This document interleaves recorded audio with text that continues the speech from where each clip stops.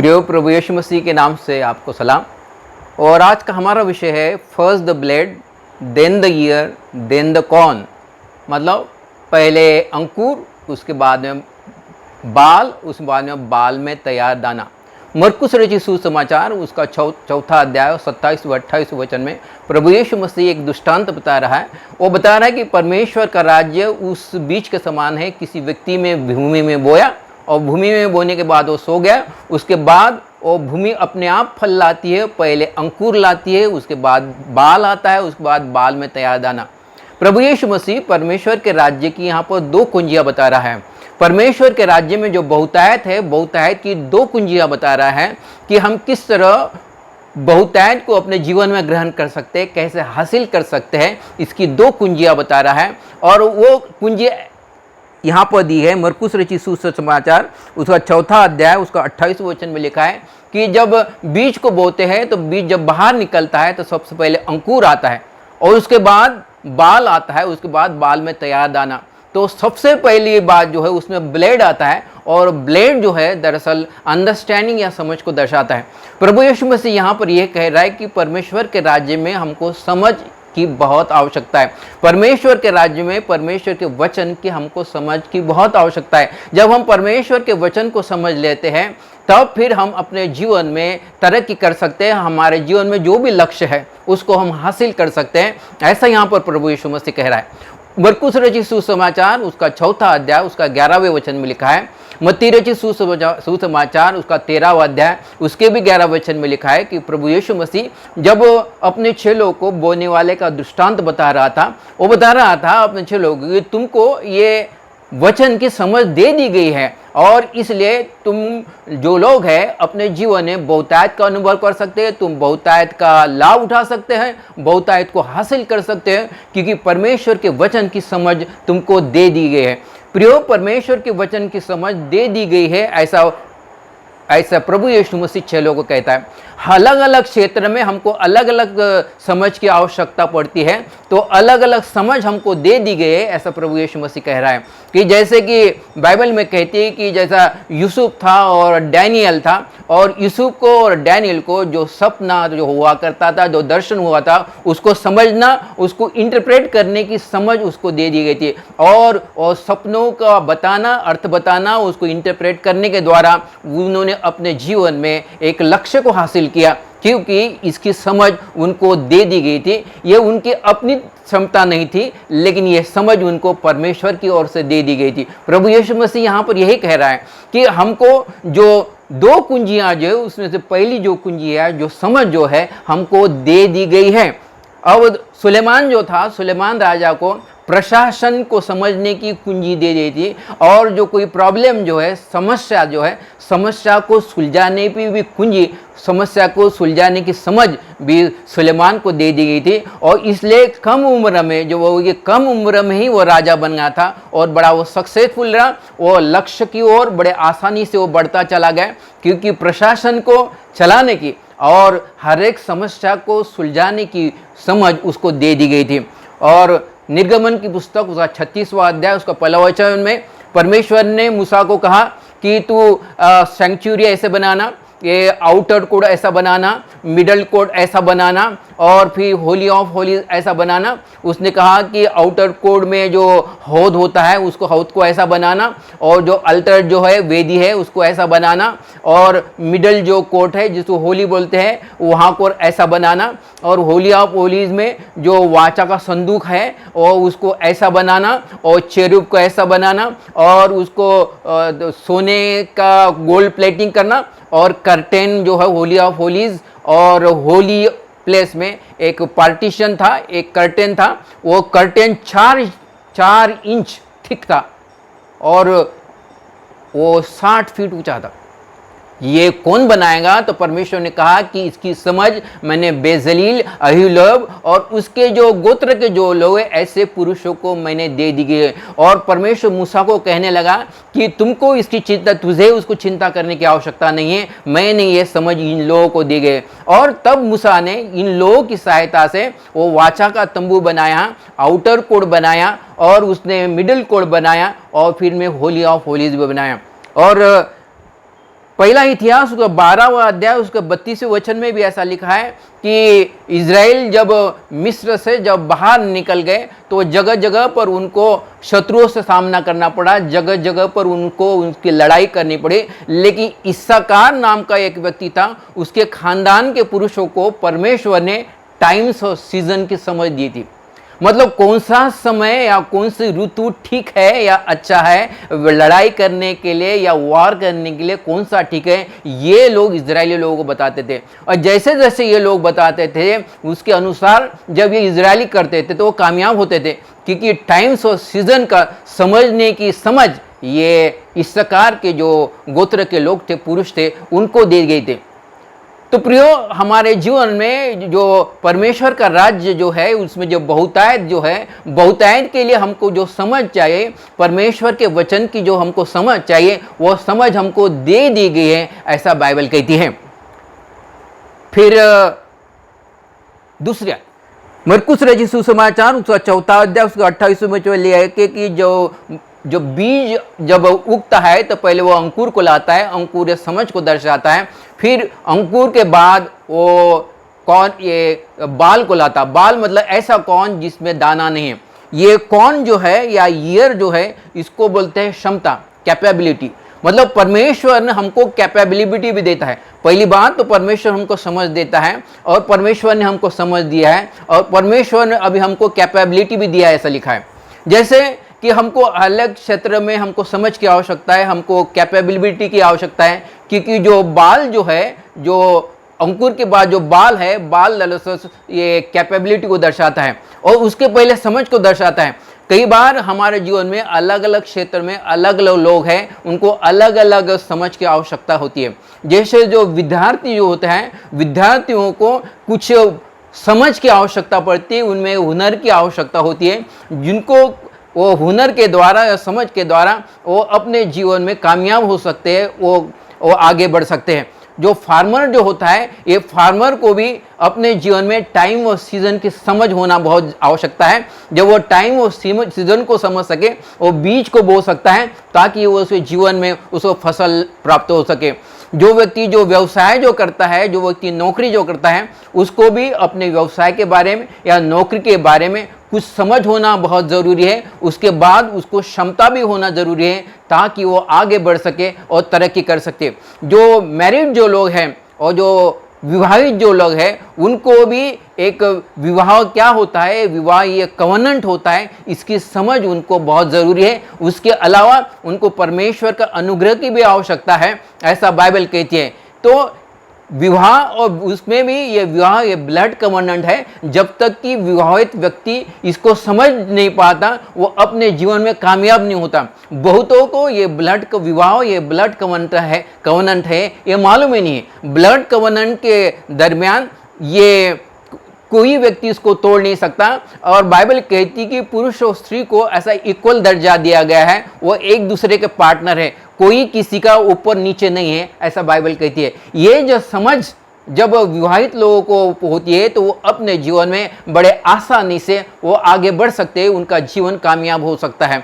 Bible कहती है कि जो मैरिड जो है उनको भी पवित्र आत्मा के डायरेक्शन की आवश्यकता होती है और पवित्र आत्मा की वो आवाज़ को पहचाने। पवित्र आत्मा हमारे हमेशा बात करते रहता है।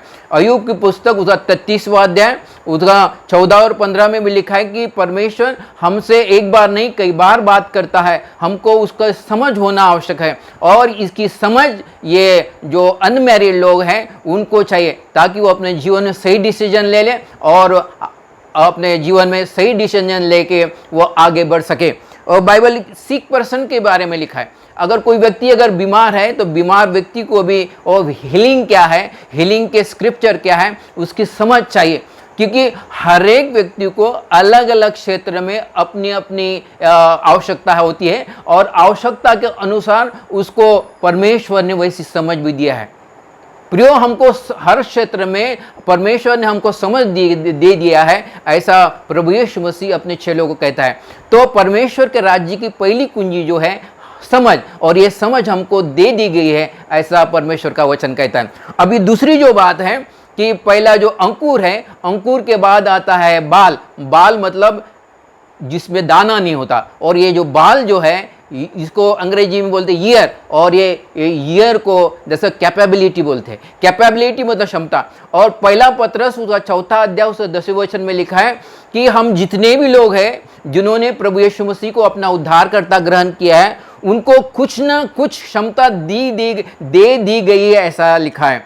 इसका मतलब हुआ कोई भी हम नहीं कह सकते कि मुझे क्षमता नहीं दी गई है, क्योंकि पहला पत्रस उसका 4 अध्याय उसके 10वें वचन में लिखा है कि हर एक व्यक्ति को कुछ ना कुछ क्षमता दे दी गई है। और यूहन्ना की पहली पत्री उसका 2 अध्याय उसके 27वें वचन में लिखा है कि हमको पवित्र आत्मा का अभिषेक हमारे बीच में, हमारे भीतर कार्य करता है। पवित्र आत्मा का अभिषेक हमारे भीतर कार्य करता है, मतलब पवित्र आत्मा की क्षमता हमारे भीतर कार्य करती है। तो हमको हर एक को क्षमता दे दी गई है, ऐसा बाइबल कहती है। बाइबल में कई उदाहरण दिए हैं कि लोगों को अलग अलग क्षेत्र में क्षमता दे दी गई थी। जैसे दाऊद जो था, दाऊद कोई गिटार सीखने की कोई उसने प्रशिक्षण नहीं लिया था, लेकिन वो बड़ा अद्भुत रीति से गिटार बजाता था, वो अद्भुत रीति से वो वीणा बजाता था, वो गीत को गाता था। उसने कोई भी शिक्षा नहीं ली थी, क्योंकि ये कैपेबिलिटी, ये क्षमता परमेश्वर ने उसको दी थी। उसने अपने क्षमता की वजह से वो फेमस नहीं था, लेकिन परमेश्वर ने ये क्षमता उसको दी गई थी, ऐसा बाइबल कहती है। और कालेब के बारे में लिखा है यहोशू की पुस्तक उसका 14वां अध्याय और गिनती की पुस्तक उसका 14वां अध्याय में भी कालेब के विषय में लिखा है कि परमेश्वर के वचन पे चलने की क्षमता कालेब को दी गई थी। कठिन परिस्थिति में भी वो परमेश्वर के वचन पे जैसे परमेश्वर का वचन कहता था वैसे वो करता था, और परमेश्वर के वचन पे चलने की क्षमता कालेब को दे दी गई थी। और इसीलिए कालेब यहोशू को कहता है कि मैं अभी भी 85 साल का जरूर हूँ, मेरी उम्र 85 साल के जरूर है, लेकिन अभी भी मैं उतनी ताकत रखता हूँ जितना एक जवान आदमी रखता है। इसलिए उसने ऐसा कहा कि वो अपने जीवन भर उसने परमेश्वर के वचन पर चला, क्योंकि परमेश्वर के वचन पर चलने की क्षमता कालेब को दे दी गई थी। तो प्रियो, हमको हर एक को कुछ ना कुछ क्षमता दे दी गई है, ऐसा पहला पत्रस उसका 4 अध्याय और उसका 10वें वचन में लिखा है। और पीटर और जॉन के विषय में लिखा है कि प्रेरितों के काम उसका 4 अध्याय उसका 13 वचन में लिखा है कि जो पतरस और यूहन्ना जब प्रचार कर रहे थे तो जो सुनने वाले थे वो हक्के बक्के रह गए थे, वो दरअसल ताजुब कर रहे थे, वो अचंभित हो रहे थे। उनको लगा ये लोग जो पतरस यूहन्ना तो अनपढ़ और गंवार हैं, ये अनएजुकेटेड है, अनट्रेंड है, इन्होंने कभी शिक्षा नहीं ली, लेकिन जिस बोलने से वो प्रचार कर रहे थे, जिस बुद्धिमानी की वो बातें कर रहे थे, जो समझ की वो बातें कर रहे थे, उससे वो दंग रह गए, वो अचंभित रह गए। और वो पतरस और यूहन्ना को कहने लगे कि आप हमको बताओ कि हम क्या करें। तो पतरस और यूहन्ना ने कहा कि प्रभु यीशु मसीह पे विश्वास करो, पहले तो रिपेंट करो, अपने विचारों को बदलो, प्रभु यीशु मसीह पे विश्वास करो और उद्धार को पाओ। और ऐसा लिखा है कि पतरस और यूहन्ना के एक प्रचार ने 3000 लोगों का उद्धार हुआ, एक प्रचार से 3000 लोगों का उद्धार हुआ, ऐसा बाइबल कहती है। पतरस यूहन्ना ये अनपढ़ और गंवार थे, अनएजुकेटेड थे, अनट्रेन थे, लेकिन प्रचार करने की क्षमता इन दोनों को दी गई थी। तो प्रिय, ये प्रचार करने की क्षमता भी परमेश्वर हमको देता है। और यूसुफ के बारे में लिखा है कि प्लान करना, ऑर्गेनाइज करना और प्लान का संचालन करना, क्योंकि यूसुफ के समय में 7 साल का अकाल पड़ा था, और 7 साल का अकाल पड़ने के बाद एक जगह पर कोठरी में अनाज को इकट्ठा करना और अनाज को रिक्वायरमेंट के अनुसार डिस्ट्रीब्यूट करने का काम ये यूसुफ को दिया था, क्योंकि यूसुफ वहाँ का प्रधानमंत्री, मिस्र का प्रधानमंत्री था। और ये यूसुफ को प्लानिंग की और उसके एग्जीक्यूट करने की, संचालन करने की समझ दे दी गई थी, क्योंकि फिरौन ने कहा कि तुझ में ऐसी आत्मा है, ये आत्मा तो ये समझ की आत्मा तुझ में ही है, इसलिए ये कार्य मैं तुझे ही सौंपता हूँ, तेरे समान ये आत्मा किसी और में नहीं है। और ये इसलिए ये इतना बड़ा काम, ये अकाल के समय में ये पूरे अनाज को एक तरफ पर इकट्ठा करना और फिर उसको डिस्ट्रीब्यूट करना, ये काम तू ही कर सकता है। और ऐसा प्लानिंग और एग्जीक्यूट करने की जो समझ जो है परमेश्वर ने यूसुफ को दी थी। और लूका रचित सुसमाचार उसका 21वां अध्याय उसे 1 को 2 लिखा है कि एक जो विधवा जो स्त्री थी, ये एक कंगाल स्त्री थी, और जब एक मंदिर में गई तो उसने अपने पास की जो 2 दमड़ी थी वो दान के पेटी में डाली, और उसने उसके पास जो कुछ था उसने वो दान के पेटी में डाला। और उसके वो पूरे जीवन भर की कमाई थी। दरअसल पूरे जीवन भर की कमाई डाल देना ये भी परमेश्वर की ओर से क्षमता है। और इसके इसहाक के बारे में लिखा है कि अकाल काल में, जब अकाल काल में उत्पत्ति की पुस्तक का 26वां अध्याय उसका 12 वचन में लिखा है कि अकाल काल में इसहाक ने बीज को बोया। अकाल काल में बीज को बोया, तो बीज को बोने की क्षमता इसहाक को दी गई थी। और इसहाक ने वो साल अकाल काल में बीज को बोया और 100 गुना प्रतिफल पाया, और इसके द्वारा वो धन और बड़ा धनी हो गया, सोने चांदी का धनी हो गया, भेड़ बकरियों का धनी हो गया, नौकर चाकर का धनी हो गया। प्रियो, यहाँ पर प्रभु यीशु मसीह यहाँ पर 2 कुंजियाँ बता रहा है कि हमको समझ दे दी गई है और हमको कैपेबिलिटी भी दे दी गई है। और पहला कुरिन्थियों उसको 12वें अध्याय में लिखा है कि जिस क्षेत्र में हमको कैपेबिलिटी नहीं दी गई है, हम परमेश्वर से मांग सकते हैं, वो हमको बिना उलाहने देता है।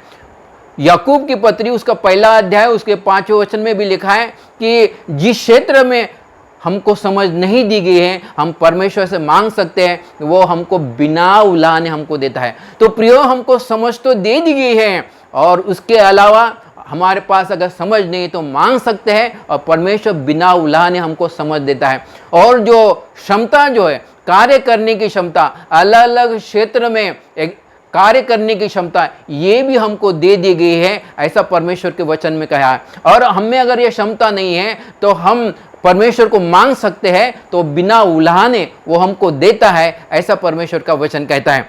तो प्रियो, परमेश्वर के राज्य की 2 कुंजियां हैं, हमको समझ के भी आवश्यकता है और हमको क्षमता की आवश्यकता है।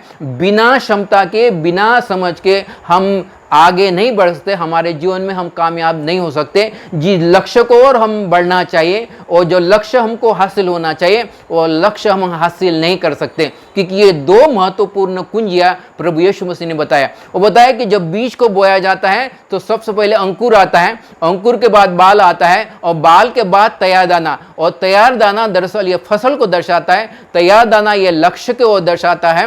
मतलब ये लक्ष्य की ओर पहुंचने के लिए हमको 2 स्टेजेस से गुजरना पड़ता है। पहला जो स्टेज है ये अंकुर का स्टेज है, दूसरा जो स्टेज है ये बाल का स्टेज है, और पहला स्टेज जो है अंडरस्टैंडिंग का स्टेज है, दूसरा जो स्टेज है एक कैपेबिलिटी का स्टेज है। मतलब हमको समझ भी चाहिए और क्षमता भी चाहिए कि परमेश्वर के बहुतायत का हम ग्रहण कर सके। बाइबल में कई उदाहरण दी है, और पहला राजा उसका 17वां अध्याय उसके पहले वचन में राजा अहाब के राजा के विषय में लिखा है कि ये राहाब जो राजा था उसमें कैपेबिलिटी बहुत थी, एज ए किंग उसमें कैपेबिलिटी थी, लेकिन वो सक्सेसफुल इसलिए रहा कि उसमें समझ नहीं थी, परमेश्वर के वचन की समझ उसमें नहीं थी, इसलिए इजराइल के उसके राज्य में बड़ी दुर्गति हुई, ऐसा परमेश्वर का वचन कहता है।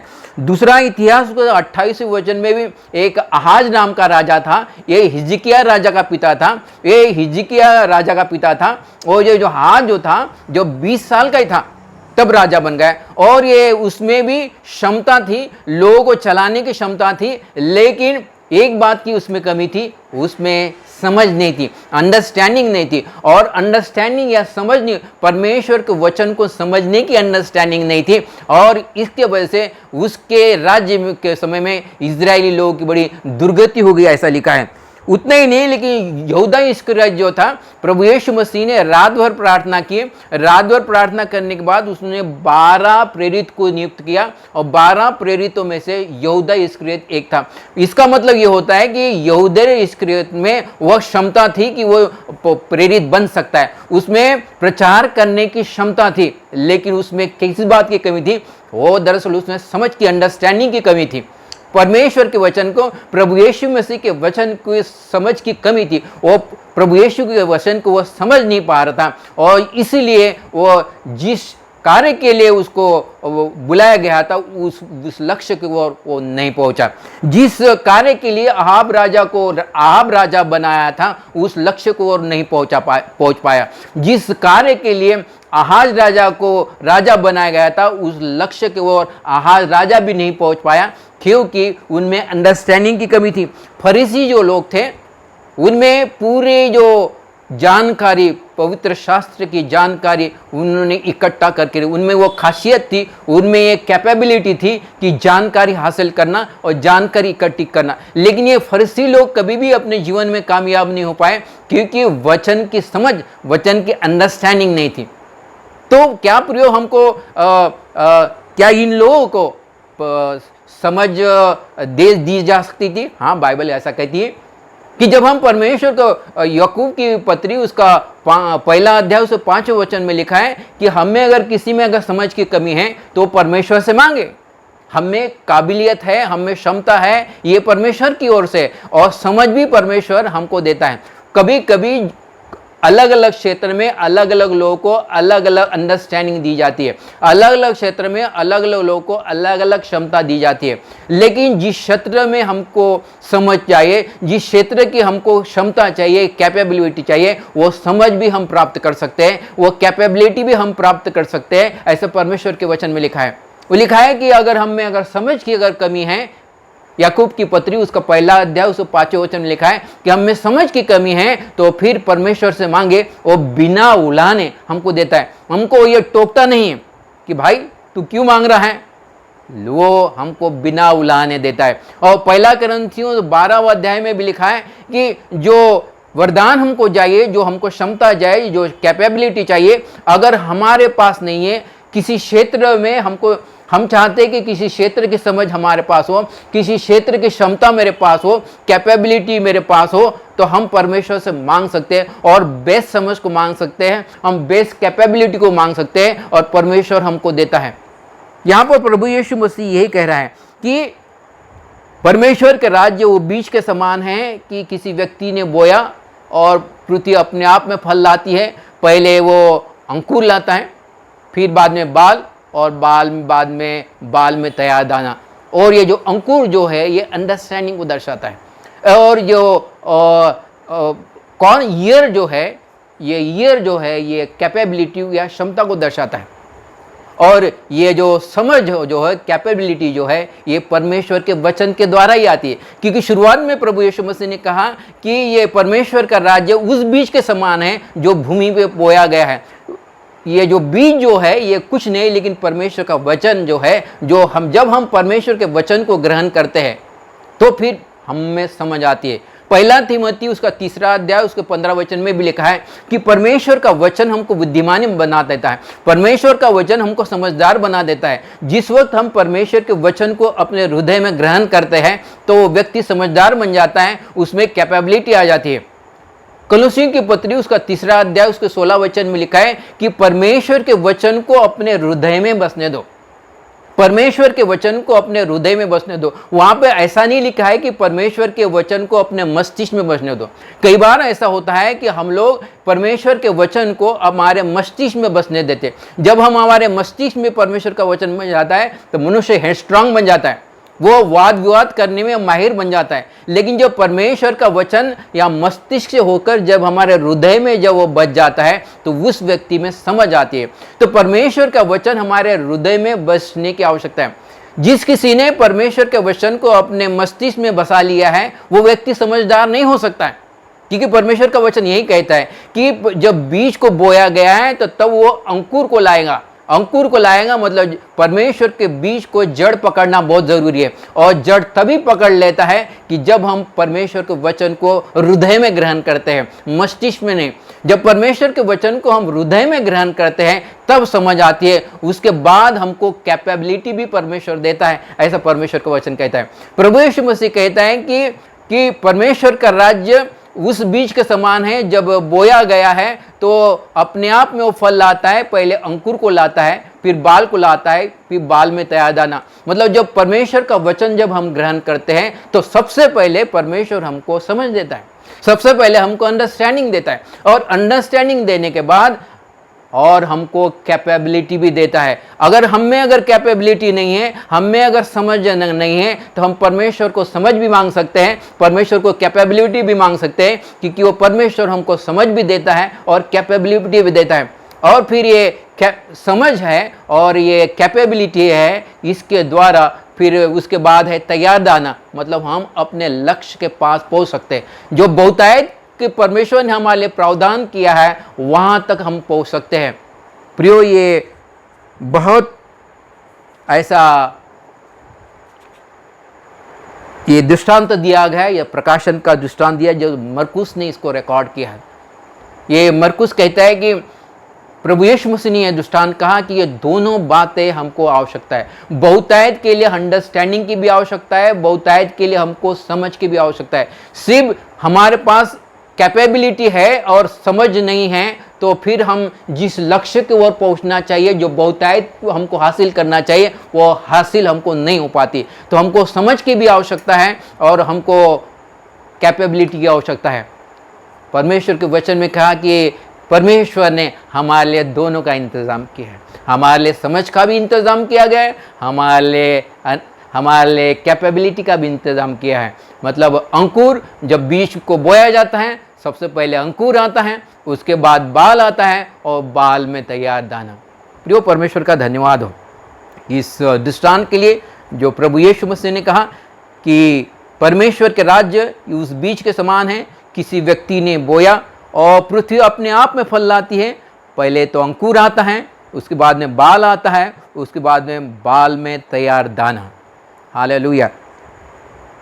यहाँ पर दो कुंजियाँ, परमेश्वर के राज्य की दो कुंजियाँ मैं फिर से बताता हूँ। परमेश्वर के राज्य की दो ही कुंजियाँ यहाँ पर लिखा है, परमेश्वर के वचन की समझ और उसके बाद कैपेबिलिटी। ये दोनों के दोनों हमको दे दी गए ताकि हम परमेश्वर ने जो हमारे लिए बहुतायत का इंतज़ाम किया है उसका हम आनंद उठा सके, उसका हम लाभ उठा सके। परमेश्वर इस वचन पर आशीष दे और आपको भी आशीष दे।